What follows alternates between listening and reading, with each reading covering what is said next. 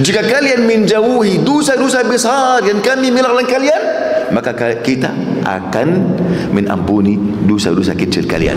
Dan ada yang tertipu terhadap apa? Firman Allah Azza wa Jalla, la yaslaha illa al-ashqa alladhi kadzdzaba wa tawalla. Tidak akan masuk neraka kecuali orang yang durhaka, yang berdusta dan berbalin.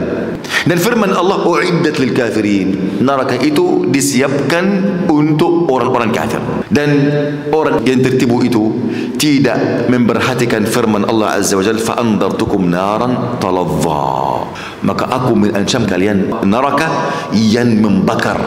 Maka neraka ini ada banyak macam. Ada neraka disiapkan khusus untuk orang kafir. Itu dalam makna apa? Uiddat lil kafirin. Disiapkan untuk orang kafir.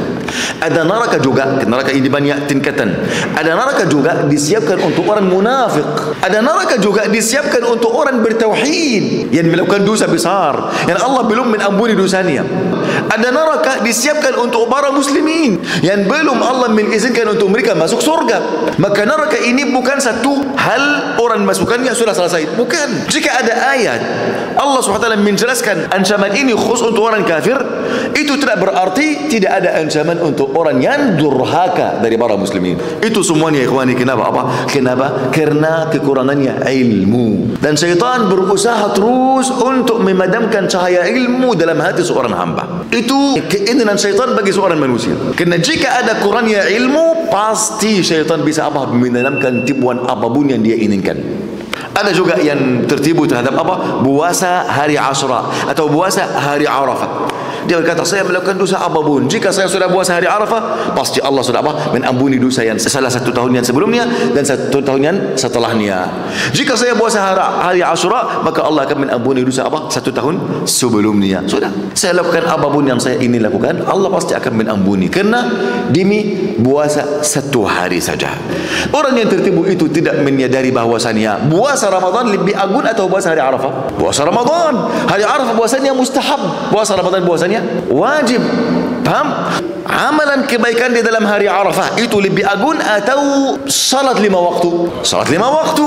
Betul atau tidak? Baik, kata beliau, orang yang tertipu terhadap puasa Arafah atau Asyura itu tidak menyadari bahwasannya puasa Ramadan atau salat 5 waktu lebih agung, lebih mulia di sisi Allah daripada puasa hari Arafah atau puasa hari Asyura. Dan puasa Ramadan atau salat 5 waktu itu hanya menghapuskan dosa kecil selama orang menjauhi dosa besar. Kata Rasulullah, Ramadan ila Ramadan, puasa Ramadan dan puasa Ramadan yang berikutnya, salat Jumat dan salat Jumat berikutnya, Allah akan mengampuni dosa di antara kedua amalan kebaikan ini, dosa yang kecil selama orang menjauhi dosa yang besar.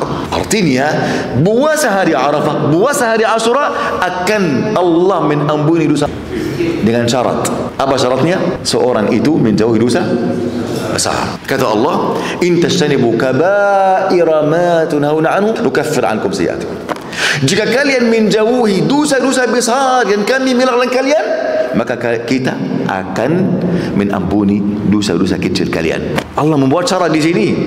Jika engkau menjauhi dosa besar, maka Allah akan mengampuni dosa kecil. Dengan apa? Dengan salat 5 waktu Allah mengampuni dosa kecil yang antara keduanya. Dengan wudu saja Allah mengampuni semua dosa kecil yang engkau melakukannya. Dengan puasa Ramadan, dengan salat Jumat, dengan amalan kebaikan, innal hasanata yudhibna as-sayyi'at. Sungguhnya kebaikan-kebaikan sebab Allah menghapuskan keburukan-keburukan. Keburukan di sini disyaratkan dengan apa? Menjauhi dosa besar. Orang melakukan zina atau riba atau melakukan dosa besar apapun, itu berarti dosanya yang kecil tidak diampuni oleh Allah. Walaikumsalam.